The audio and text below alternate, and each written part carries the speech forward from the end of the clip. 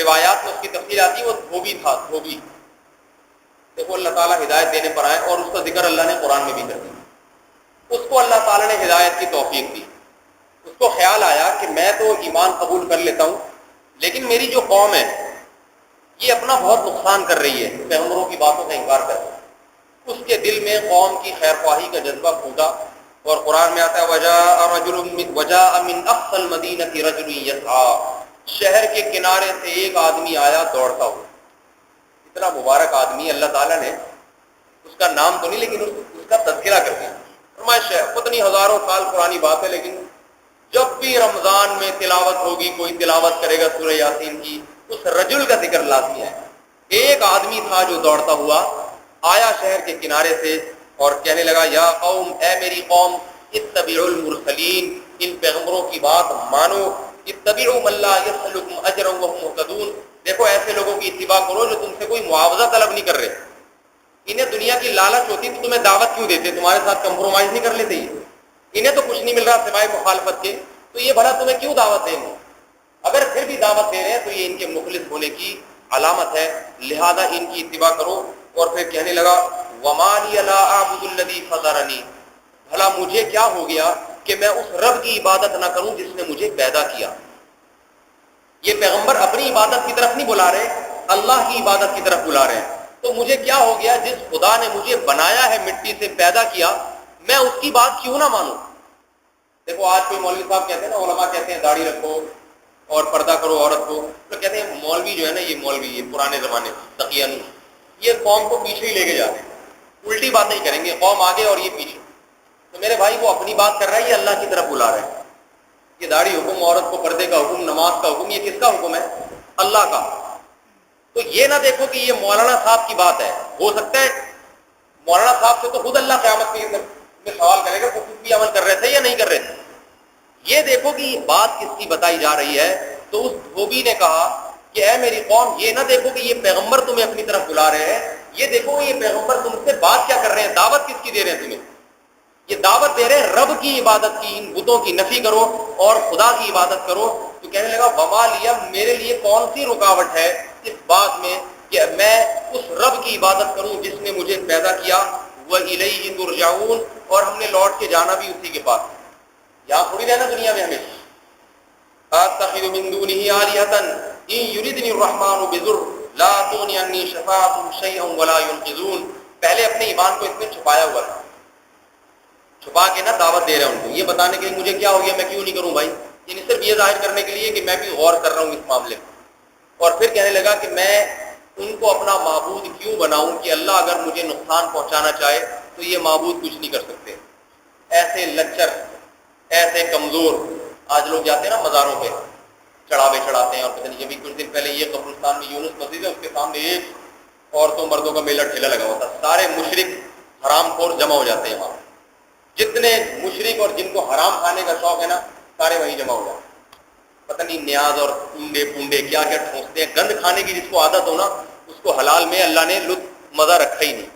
تو وہ پیروں کے نام کی، اور ایک وہ تھا وہ تقریر کر رہا تھا، کہہ رہا ہے بھائی یہ کیا جانے وہابڑے فضائل سنا رہا ہے نیاز کی بوٹی کے. اب کوئی قرآن نہیں کوئی حدیث نہیں، واقعہ سنا رہا ہے.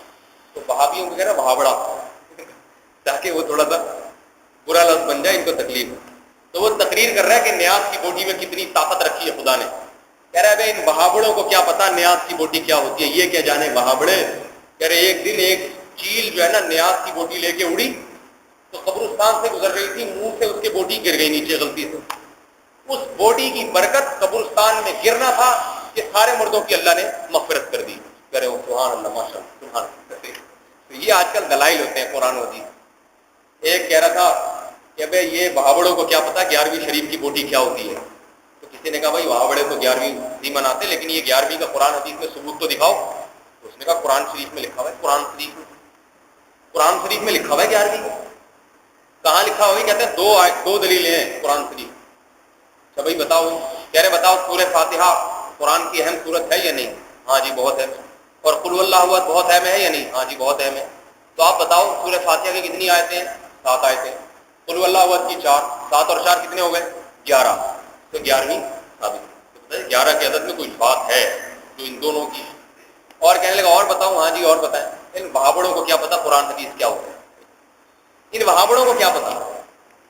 پھر کہنے لگا کہ دیکھو یہ جو ہے نا قرآن میں آتا ہے اذ قال یوسف لابیہ، یوسف علیہ السلام نے اپنے والد سے کہا انی رأیت احد عشر کوکبا، اے ابا میں نے 11 ستارے دیکھے ہیں جو مجھے سجدہ کر رہے ہیں. کہہ رہا نہ 9 دیکھے نہ 12، پورے 11 کیوں دیکھے؟ اس کا مطلب ہے 11 کی عدد میں کوئی خاص بات ہے، اس سے پتہ چلتا ہے کہ 11ویں ثابت ہے. یہ دلائل ہوتے ہیں قرآن میں. یہ نہیں پتا سورہ یوسف میں اللہ نے کیا تلقین کی ہے اور یوسف علیہ السلام کی اسے کیا سبق دیا ہے کہ جیل برداشت کر لیا، ایک جوانی میں ایک عورت نے زنا کی دعوت دی مگر اپنے آپ کو اس سے بچایا ہے، جس کے صلے میں اللہ نے آپ کو کتنی نعمتیں دی. اور یہ جا رہے ہیں پونے پونے پتہ نہیں کیا کیا قوالیاں ہو رہی ہیں، ہم چرس پی کے ناچ رہے ہیں گا رہے ہیں اور قبروں پہ چادریں چڑھا رہے ہیں، بزرگوں کی منتیں مان رہے ہیں. تو وہ ان سے اچھا تو وہ دھوبی تھا. کہنے لگا کہ میں ان کی عبادت کیوں کروں کہ اللہ مجھے نقصان پہنچانا چاہے تو یہ سارے بابے سارے قبر کے لوگ کوئی مجھے مصیبت سے بچا نہیں سکتا، تو میں کیوں ان کے سامنے سر جھکاؤں. کیسا اچھا انداز ہے اپنی قوم کو سمجھانے کا. اور کہنے لگا انی اذا لفی ضلال مبین، اے میری قوم اگر میں تمہاری بات مان لوں تو پھر تو میں کھلی ہوئی گمراہی میں پڑا ہوں. اس کے بعد پھر قوم سے کیا کہنے لگا انی آمنت بربکم فاسمعون، دیکھو میں تو تمہارے رب پر ایمان لے آیا لہذا تم یہ میری بات کان کھول کے سن لو. میں ان پیغمبروں کی دعوت کو قبول کرتا ہوں اور اپنے رب پہ ایمان لاتا ہوں. قرآن کہتا ہے قیل ادخل الجنہ، اس سے کہا گیا کہ جنت میں داخل ہو جائے. قرآن میں واقعات میں اختصار ہوتا ہے. مطلب کیا ہے کہ جیسے ہی ایمان کا اظہار کیا اس کی قوم نے، بدبخت قوم نے اس کو قتل کر دیا. اور اللہ فرماتے ہیں قتل کرنا تھا، اللہ کی طرف سے کہا گیا کہ جنت میں داخل ہو جاؤ. قرآن کہتا ہے جنت میں داخل ہونے کے بعد تو سب سے پہلے لفظ اس کی زبان سے نکلا ہے وہ کیا تھا؟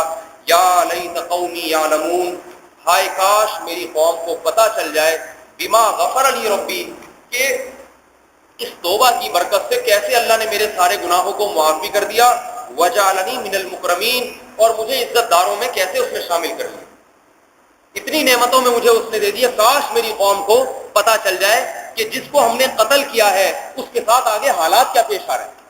جب انسان خیرخواہ ہوتا ہے نا تو وہ تو چاہتا ہے نا میں کسی طرح دکھا سکتا نہیں ہے، تو کتنا مچلتا ہے، کتنا دل اس کا تڑپتا ہے. اللہ فرماتے ہیں قوم نے اس کو قتل کیا اور ہم نے اس کو داخل کیا ہے. تو جنت کی نعمتوں اور ان میں تو بعد میں سوچا، سب سے پہلے سوچا کہ میری قوم کیسی بدبخت ہے، کاش اس کو نظر آ جائے کہ اللہ نے میرے ساتھ کیا سلوک کیا. اللہ فرماتے ہیں وما انزلنا علی قومہ من بعدہ، جب قوم نے اس کو قتل کیا ہے تو اس کے ساتھ تو یہ حالت ہوئی ہے، لیکن فرمایا اس کی قوم کے ساتھ ہم نے کیا کیا. فرمایا وما انزلنا علی قومہ من بعدہ من جند من السماء، اس شخص کے شہید ہونے کے بعد ہم نے اس کی قوم پر آسمان سے کوئی لشکر نہیں اتارا فرشتوں کا اس کو تباہ کرنے کے لیے. وما كنا منذرین، فرمایا نہ کوئی ہمارا ایسا ارادہ تھا کہ آسمان سے لشکر اتارے اور پھر ایک بھگدڑ مچے، وہ لشکر اس قوم کو مارے، پھر اس سے لڑائی ہو، کچھ بھاگ جائیں، کچھ گرفتار ہو جائیں، کچھ پکڑے جائیں، کچھ معذور ہو جائیں. فرمایا ایسا کوئی کام ہم نے نہیں کیا. پھر کیا کیا ہے؟ فرمایا ان كانت الا صيحة واحدة فاذا هم خامدون، ایک زوردار آواز کا ہم نے حکم دیا فرشتے کو، اس نے اتنی زور سے چیخ ماری ہے، فرمایا اچانک وہ سب کے سب بجھے پڑے ہوئے. بجھنا کسے کہتے ہیں پتہ ہے آپ؟ قرآن نے بجھنے کا لفظ استعمال کیا ہے، حالانکہ بجھنا آگ کے لیے ہوتا ہے، انسان کے لیے نہیں ہوتا. بجھنے کا لفظ اس لیے استعمال کیا ہے کہ آگ جب مرتی ہے نا تو موت سے پہلے آگ ایسے لگتی ہے جیسے یہ ختم نہیں ہو سکتی، کہ آگ کے شعلے